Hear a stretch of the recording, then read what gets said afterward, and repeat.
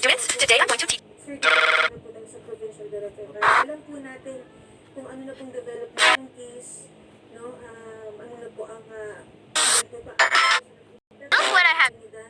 Pero sino daw po yung dalawang lalaki na yun? Sila po yung nagbenta sa kanya ng cellphone ng anak namin. Sinasabi nga po niya, siya nga po yung napagbenta ng cellphone at itong dalawang tao daw po na to yung nagbenta sa kanya. Okay. Number 1.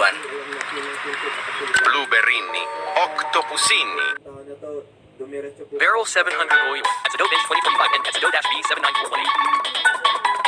79418. Meron pong dalawang sinasabing pinagbentahan po ng cellphone. Nagbenta po.